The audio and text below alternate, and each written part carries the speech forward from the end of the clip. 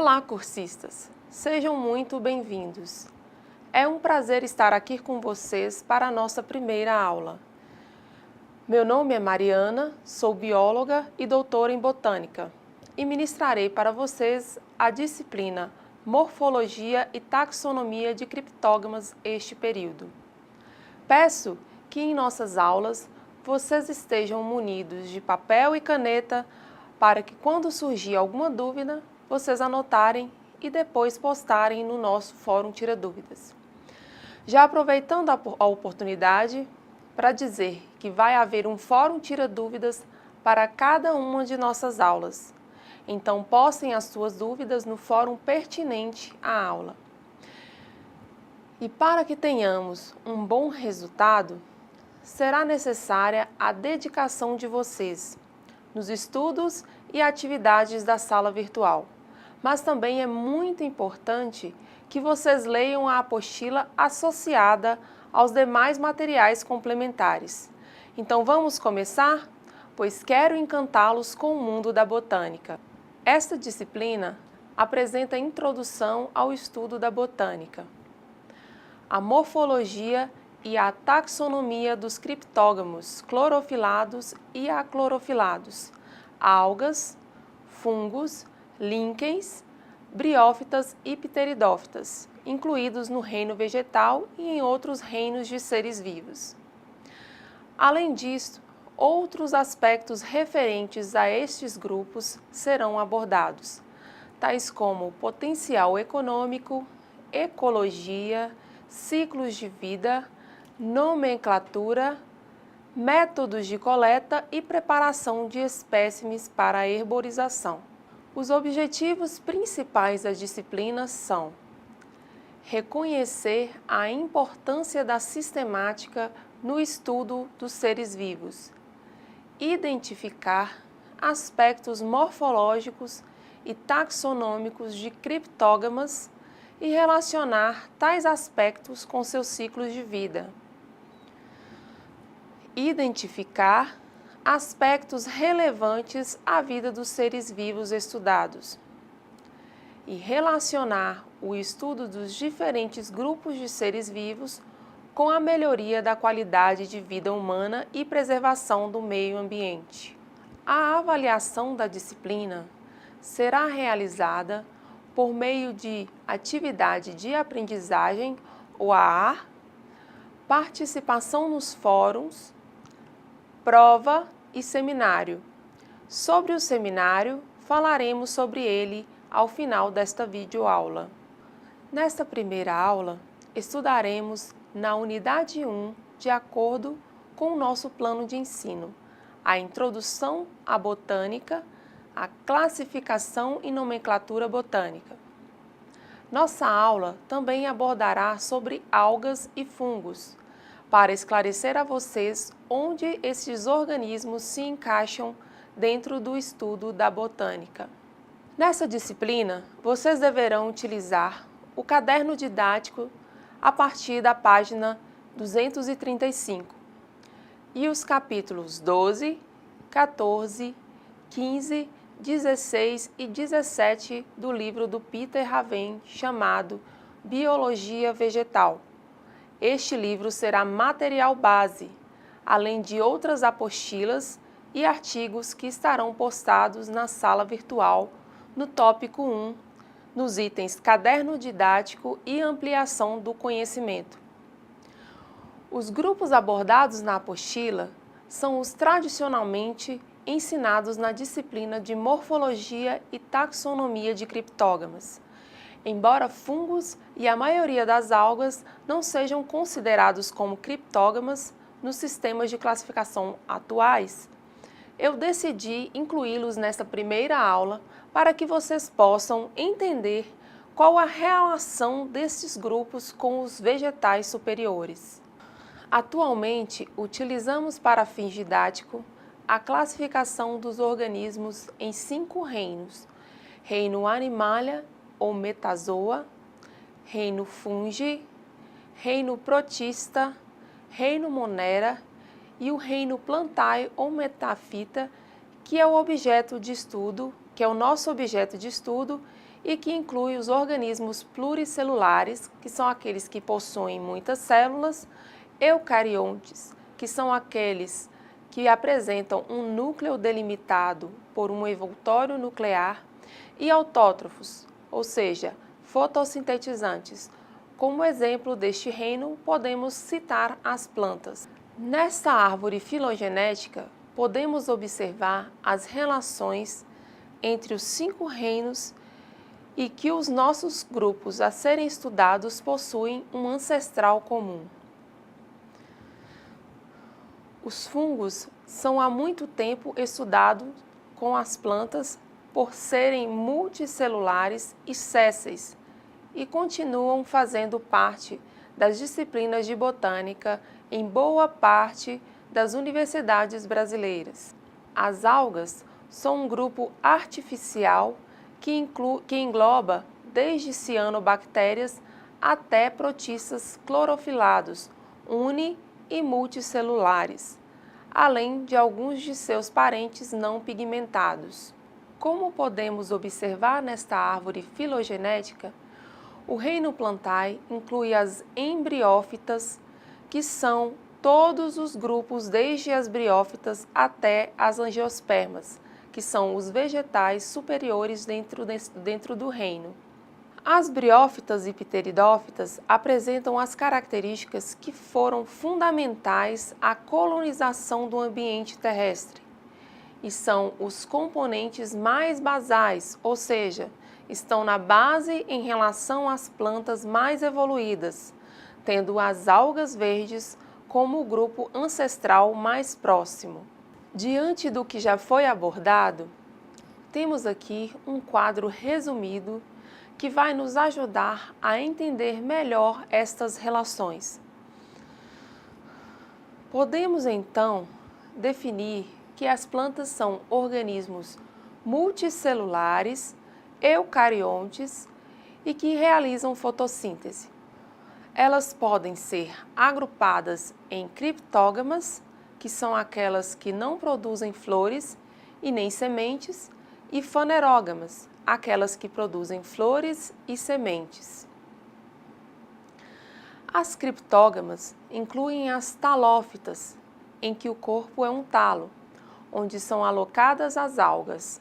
Embriófitas, que possuem corpo dividido em cauloide, filóide e rizoide, como exemplo temos os musgos.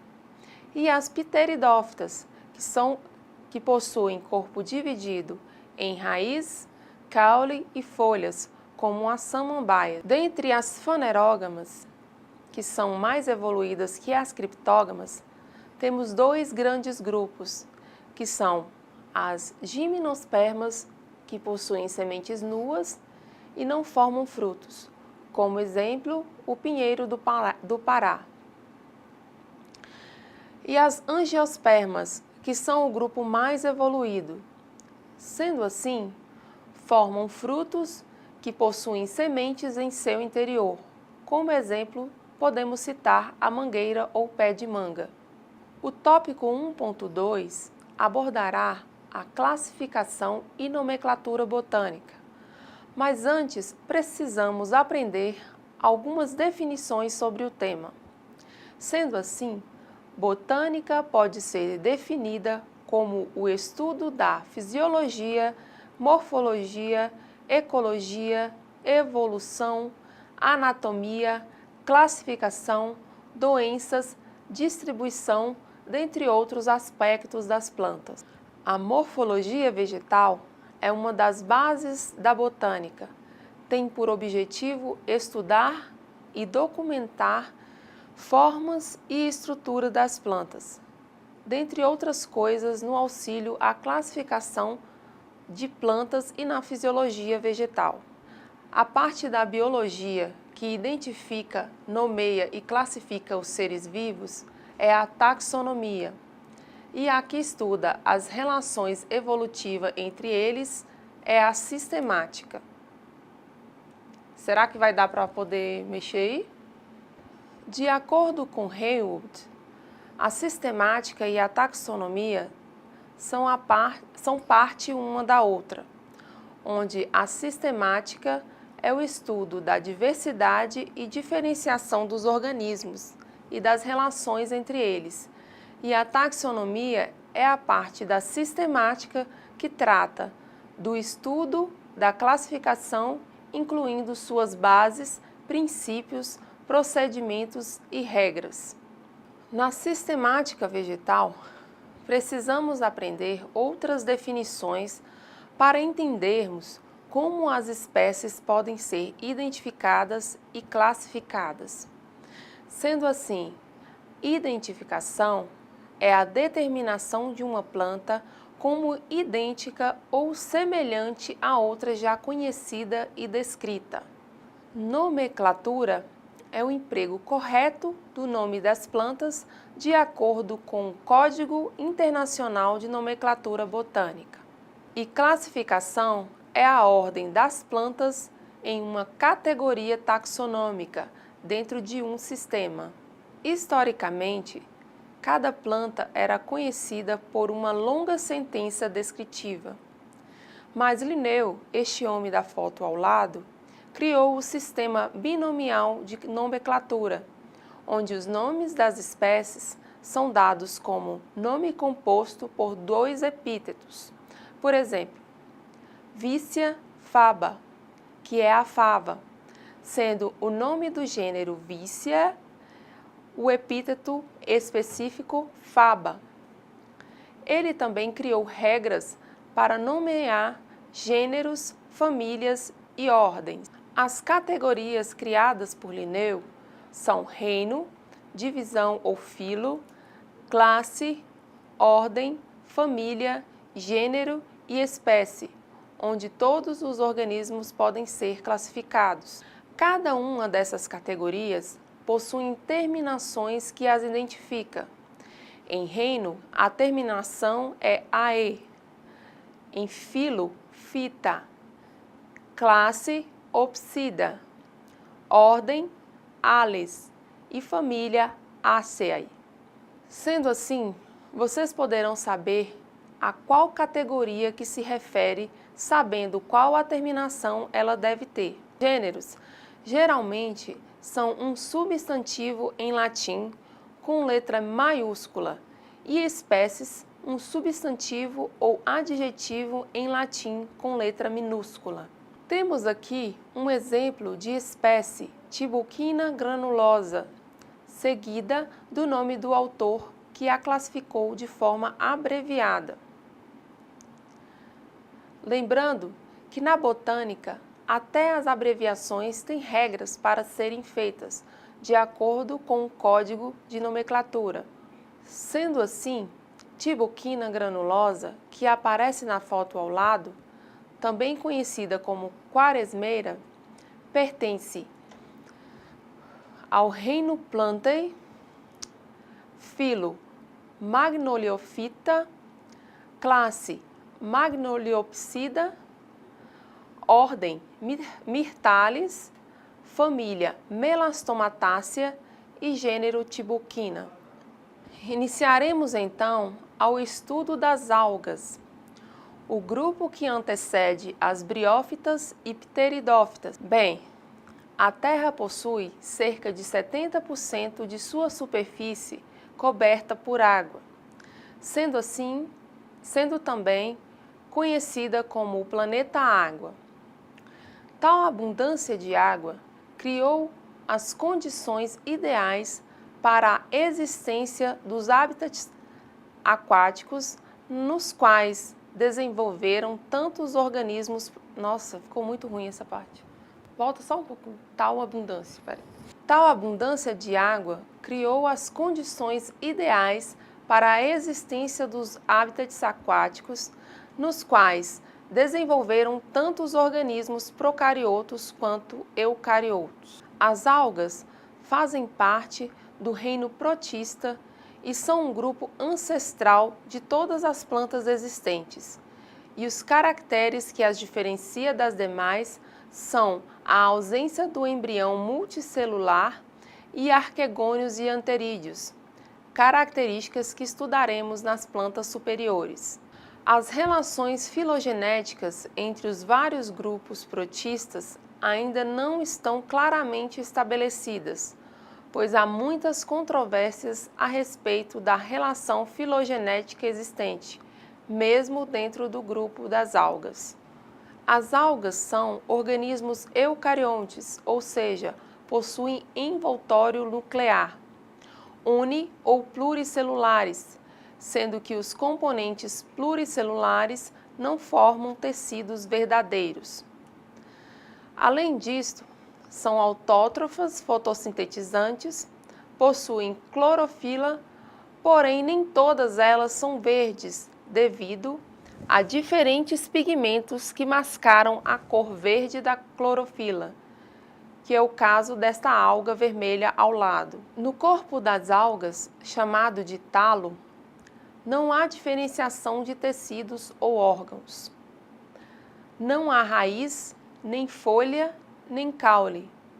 E as algas podem formar dois tipos de comunidade. O fitoplâncton, que é uma comunidade formada por microalgas. O fitoplâncton, que é uma comunidade formada por microalgas produtoras de alimento e oxigênio, e são a base das cadeias alimentares aquáticas, também chamado de pasto marinho. E os fitobentos, que é uma comunidade de algas macroscópicas fixadas no solo marinho. Então, quais são os reinos dos seres vivos que podemos encontrar as algas como representantes? No reino Monera, encontramos as cianobactérias ou cianofícias, ou algas azuis, e são todas procariontes, unicelulares e autótrofas. Elas não possuem cloroplastos, mas fazem fotossíntese devido à presença das lamelas fotossintetizantes e reproduzem-se apenas de forma assexuada por bipartição ou cisparidade. No reino protista, encontramos diferentes tipos de algas: as euglenofícias, crisofícias ou algas douradas, dinofítas ou algas cor de fogo, feofícias ou algas pardas, rodofícias ou algas vermelhas. As euglenofitas, também conhecidas como flagelos, As euglenofitas, também conhecidas como flagelados, devido à presença do flagelo, que é uma estrutura de locomoção, consistem o filo Euglenofita, com 900 espécies conhecidas. Evidências moleculares sugerem que as primeiras euglenofitas, As euglenofitas, também conhecidas como flagelados, devido à presença do flagelo, que é uma estrutura de locomoção, consistem o filo Euglenofita, com 900 espécies conhecidas. Evidências moleculares sugerem que as primeiras euglenofitas realizam fagocitose, ou seja, englobam partículas sólidas. Cerca de 1/3 dos gêneros, incluindo Euglena, como a espécie da foto, contém cloroplastos. Elas se assemelham às algas verdes por compartilharem os mesmos tipos de clorofila, A e B, além de vários carotenoides, o que sugere que os cloroplastos das euglenofitas vieram de uma alga verde endossimbiótica. O filo dinofita dos dinoflagelados são intimamente relacionados aos protozoários ciliados, tais como Paramércio e Vorticella. Muitos são unicelulares biflagelados. São conhecidas por volta de 2.000 a 4.000 espécies, incluindo formas marinhas e de água doce.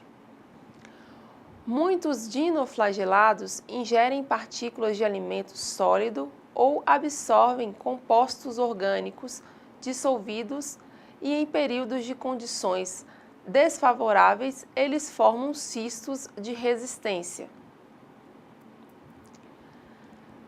Cerca de 20% de todas as espécies conhecidas produzem um ou mais compostos altamente tóxicos, que são economicamente e ecologicamente importantes, como em casos de maré vermelha, ou também chamadas florações tóxicas, em que uma espécie de dinofita, o Gymnodium breve, se reproduz rapidamente devido a determinados fatores ambientais, causando a morte de milhares de peixes. O filo clorofita é composto pelas algas verdes, incluindo 17.000 espécies, sendo diversificadas na estrutura e no histórico de vida, podendo ser encontrada em uma variedade de hábitats, incluindo a superfície da neve, sobre troncos de árvores, no solo e em associações simbióticas com fungos, constituindo os líquens, com protozoários de água doce e com esponjas e selenterados.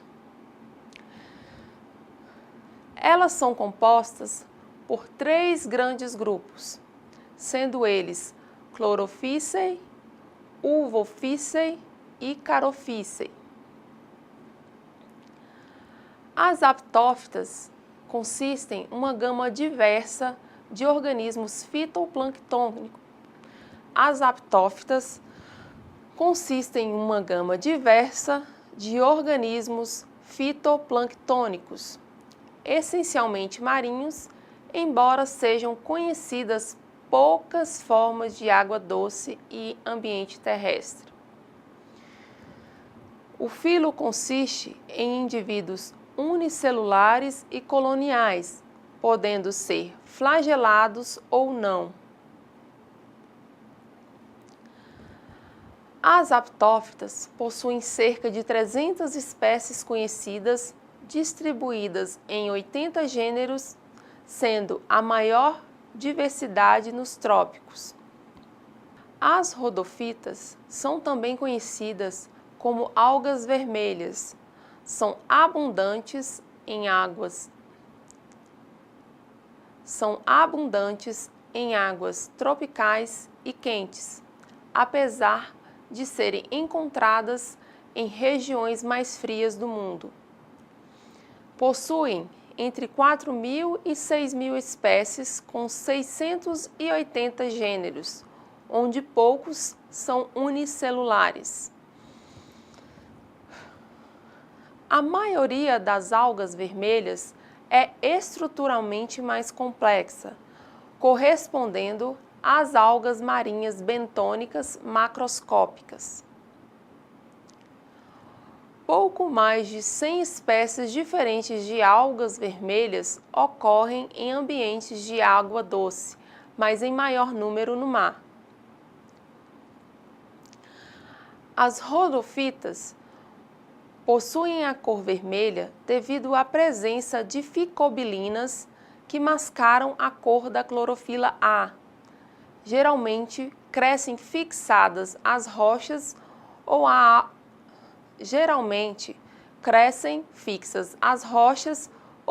outras algas, mas existem algumas poucas flutuantes.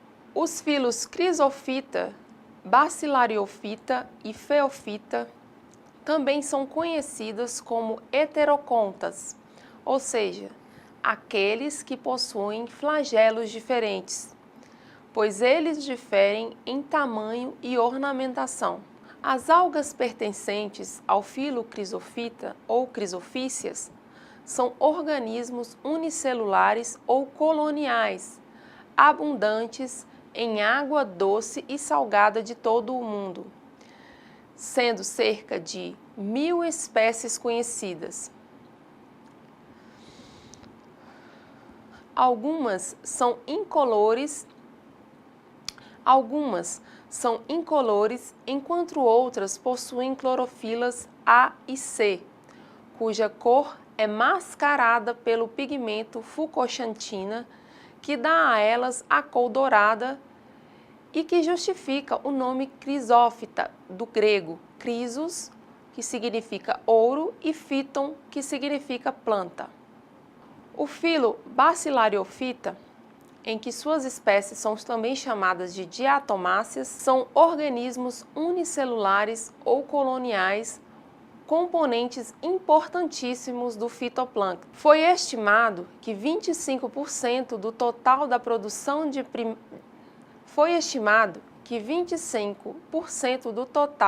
da produção primária da Terra vem das diatomáceas marinhas. Elas possuem formas bem pequenas e, mesmo assim, representam a maior biomassa e a maior diversidade de espécies do fitoplâncton em águas polares. Para os animais aquáticos, tanto em mar como em água doce, elas constituem a fonte principal de alimento. Já as feofitas, ou algas pardas, são quase que totalmente marinhas. Incluem as algas marinhas bentônicas mais conspícuas das águas temperadas boreais e polares. Apesar de haver somente 1.500 espécies, as algas pardas dominam as praias rochosas ao longo das regiões frias do globo. Muitas pessoas já observaram costões rochosos cobertos por algas pardas. Muitas formam bancos extensivos a pouca distância da costa, como no exemplo desta foto. Em águas claras, as algas pardas ocorrem desde o nível da maré baixa até a profundidade de 20 a 30 metros. Já as criptofitas são conhecidas como criptomônadas, que são flagelados unicelulares com crescimento rápido de coloração marrom, verde-oliva, verde azulada ou vermelha e que ocorrem em águas doce e marinha. O nome vem do grego criptos, escondido, e ocorrem em águas subsuperficiais ou frias, e não são facilmente preservadas e são prontamente comidas pelos herbívoros marinhos. Eu falei marinhos, é aquáticos. Ocorrem em águas superficiais ou frias e não são facilmente preservadas. São prontamente comidas pelos herbívoros aquáticos. Trata-se de algas fitoplânctônicas de grande importância ecológica, por causa da sua palatabilidade e porque frequentemente dominam em lagos e águas costeiras quando diatomáceas e dinoflagelados apenas subsistem por conta da variação sazonal. Elas são semelhantes às euglenófitas, não só pela necessidade de algumas vitaminas, mas também por apresentarem alguns grupos pigmentados e fotossintetizantes, e outros incolores, que fazem fagocitose e consomem partículas tais como bactérias. Este quadro resume algumas características dos filos. O que podemos perceber é que, em relação à organização, as algas possuem filos inteiramente unicelular ou multicelular. No entanto, algumas, como as clorofícias, rodofícias e crisofícias, podem ocorrer ambas as formas de organização. Todas possuem clorofila do tipo A, mas também possuem um outro tipo que pode variar entre C, B e D, dependendo do filo. Todas também possuem pigmentos acessórios que lhes conferem a cor ou sugerem o tipo de substância que reservam. Além disso, A parede celular também varia em sua composição. Podemos ter desde paredes apenas de celulose ou associadas a outros compostos, ou até mesmo sem parede celular, como nas euglenovíceas. Apresento aqui apenas 2 exemplos de tipo de reprodução. No livro do Raven, tem mais exemplos que valem a pena serem estudados. Quando falamos de reprodução, vamos abordar alguns aspectos da biologia celular já estudada por vocês. Neste caso, temos uma reprodução sexuada de uma alga verde, onde 2 organismos adultos haploides fazem união sexual. Seus citoplasmas se unem, além de seus núcleos, formando um zigoto 2N. Este zigoto sofre meiose e dá origens a outros organismos jovens haploides N. Neste outro exemplo, temos a reprodução com alternância de gerações de uma espécie de uva. Vamos analisar da esquerda para a direita, onde nas células de um esporófito diploide com 26 cromossomos, ocorre uma meiose que dá origem a esporos haploides, com 13 cromossomos, e estes se unem a gametófitos haploides, dando origem a gametas de 13 cromossomos. Estes se unem em uma fecundação e dão origem a um zigoto ciploide de 26 cromossomos que se desenvolve originando um novo esporófito diploide. Dentre as importâncias ecológicas das algas, podemos destacar que elas abastecem os ecossistemas de alimento e oxigênio. Uma das maiores fontes para a respiração de seres vivos, responsável por cerca de 70% da fotossíntese mundial. Em relação à importância econômica, as algas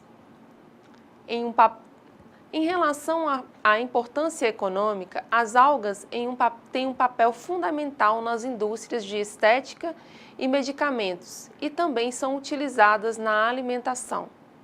Passaremos agora para o estudo dos fungos. Tempos atrás, os fungos foram considerados plantas primitivas ou degeneradas sem clorofila. No entanto, atualmente está claro que as únicas características dos fungos em comum com as plantas, diferentemente de outros eucariotos, são a natureza séssil e a forma de crescimento multicelular. Poucos fungos, incluindo as leveduras, são unicelulares. Evidências recentes no campo da biologia molecular sugerem que os fungos são mais relacionados com os animais do que com as plantas. Como podemos ver, os fungos têm forma de vida bem distinta de outros seres vivos, o que os faz pertencer a um reino próprio, o reino fungi. Mais de 70 mil espécies de fungos foram identificadas até agora e cerca de 1.700 novas espécies são descobertas a cada ano. O número de espécies é estimado em 1.500.000, colocando os fungos como o segundo maior grupo, ficando atrás apenas dos insetos. Como podemos ver, os fungos têm forma de vida bem distinta de outros seres vivos, o que os faz pertencer a um reino próprio, o reino fungi. Mais de 70 mil espécies de fungos foram identificadas até agora e cerca de 1.700 novas espécies são descobertas a cada ano. O número de espécies é estimado em 1.500.000, colocando os fungos como o segundo maior grupo, ficando atrás apenas dos insetos. Aí agora passa para o... Sendo assim, os fungos são organismos eucariontes, unicelulares e pluricelulares, heterótrofos, ou seja, que produzem seu próprio alimento a partir da matéria orgânica de outros organismos. Possuem parede celular de quitina e podem habitar diferentes ambientes, desde locais quentes a úmidos. Os fungos são essencialmente terrestres, embora alguns sejam unicelulares, como as leveduras.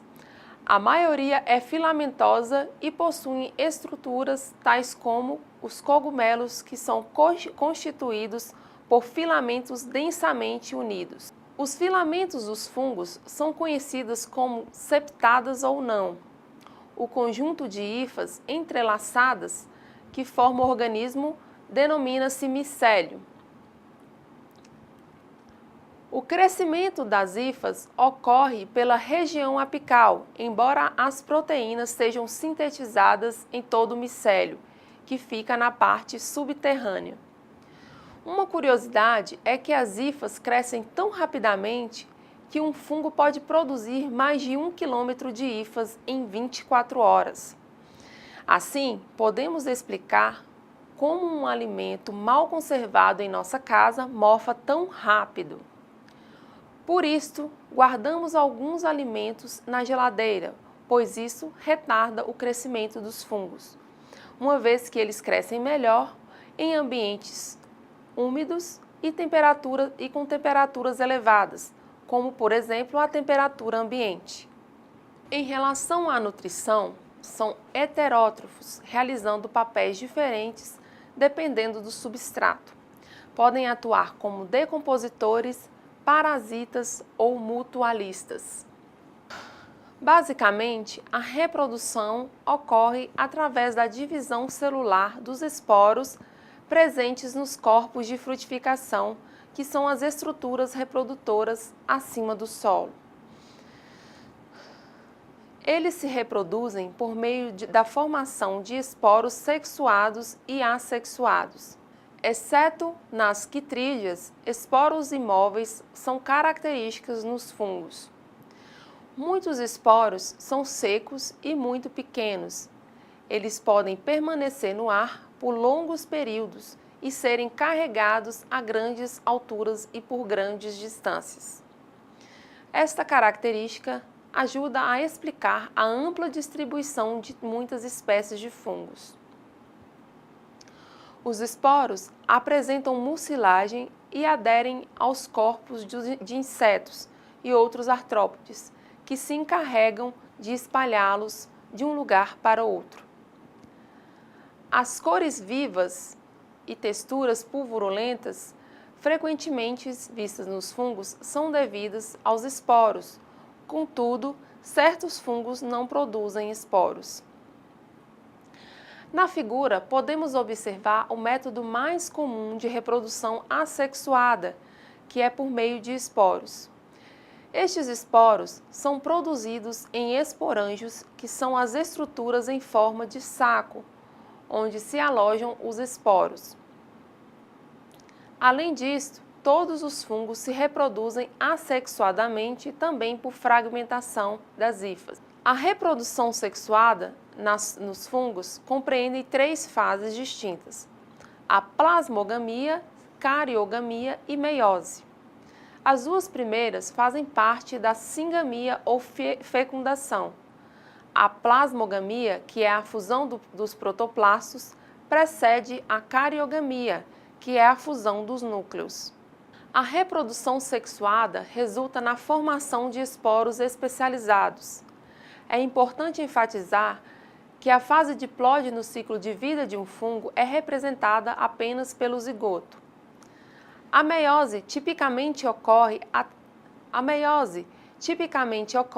após a formação do núcleo zigótico.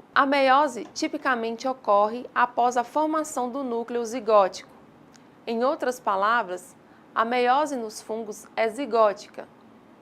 A estrutura que produz gametas é o gametângio. Vejam a figura mais abaixo. E eles podem formar células sexuadas chamadas gametas ou simplesmente conter núcleos que funcionam como tal. Os fungos são classificados em 5 filos e vocês podem acompanhar através do quadro e das fotos. O filo Chytridiomycota ou as quitrídeas, que são unicelulares, com hifas cenocíticas e são predominantemente aquáticos, constituindo cerca de 790 espécies.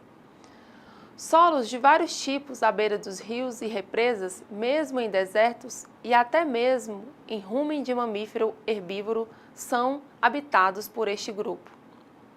O filo Zygomicota, ou zigomicetos, possuem mais de 1.060 espécies, também são constituídos por hifas cenocíticas, vivem no solo, restos de animais e vegetais e, em alguns casos, parasitam plantas, insetos ou pequenos animais terrestres.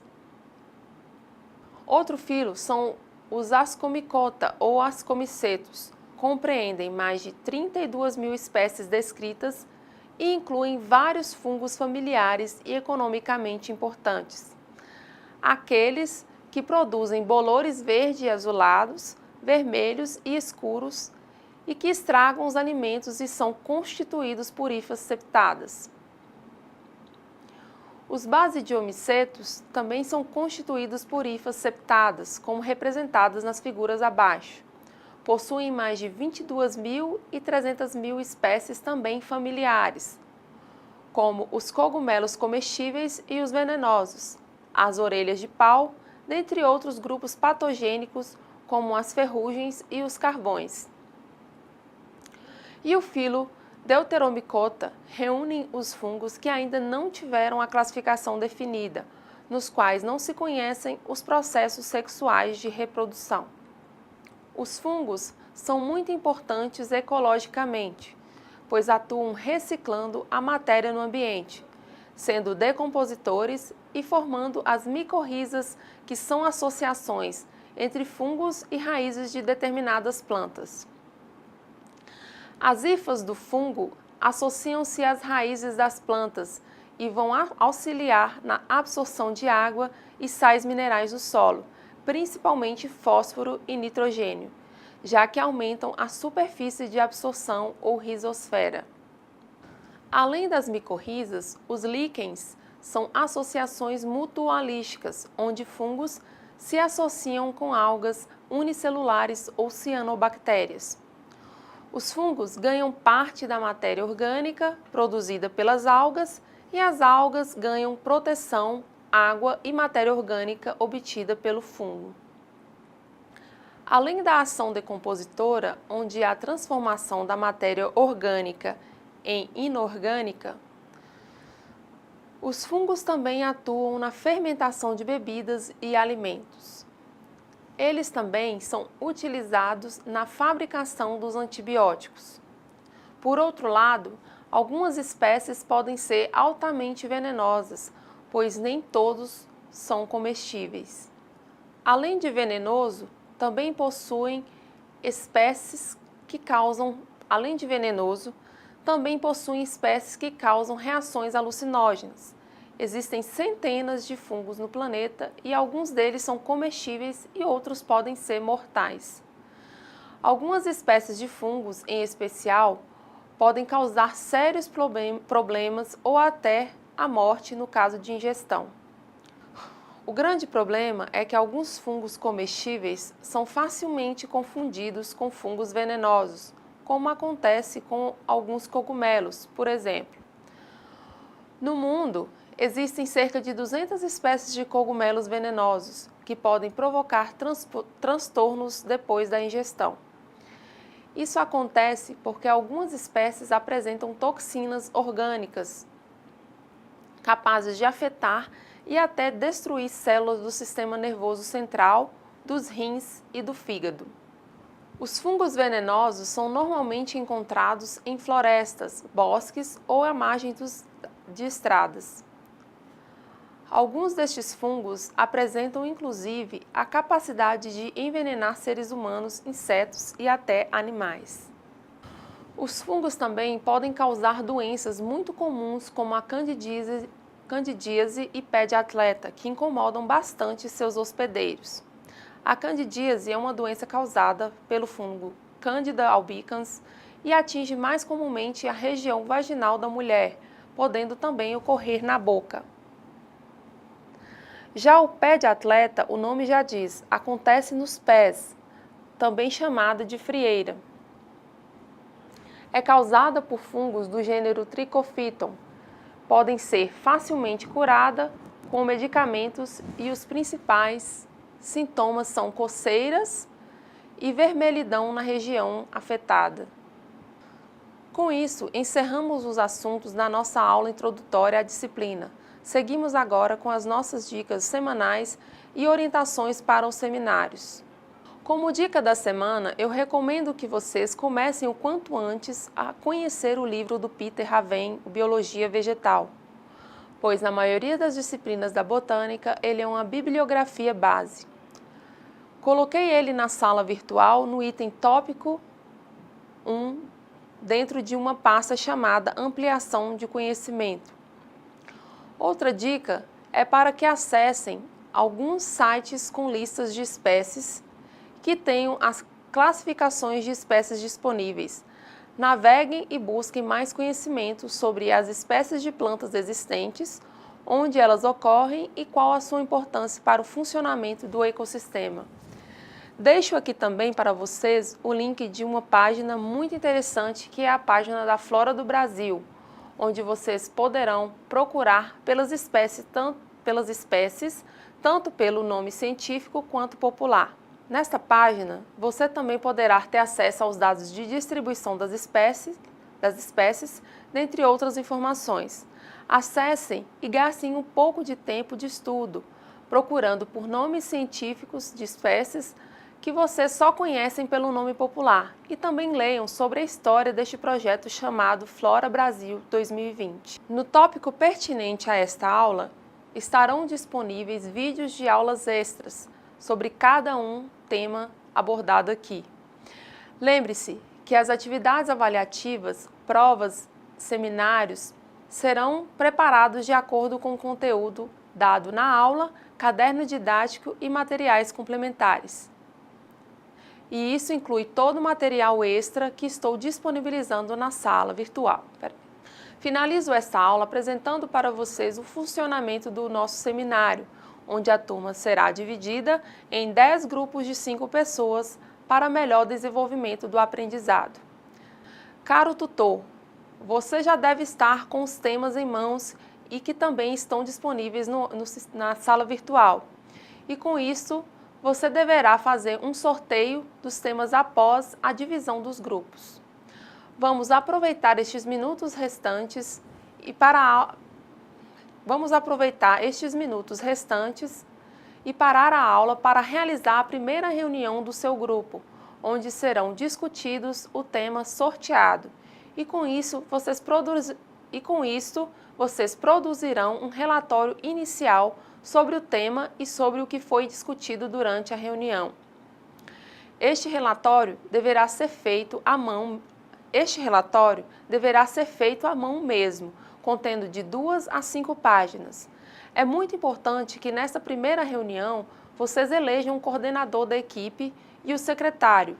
E lembre-se de também mencionar os eleitos no relatório, que deve ser entregue ao tutor ainda hoje. Este relatório será primordial para que vocês possam dar os primeiros passos para um seminário de sucesso. E com isso encerramos a nossa primeira aula. Espero que vocês tenham gostado e que tenham absorvido o conteúdo que vimos hoje e que busquem conhecimento além do que foi falado nesta videoaula. Lembrem-se de acessar a sala virtual, participar dos fóruns e postar as suas dúvidas. Estudem a apostila e demais materiais recomendados na sala virtual. Bom relatório, bons estudos e até a próxima aula!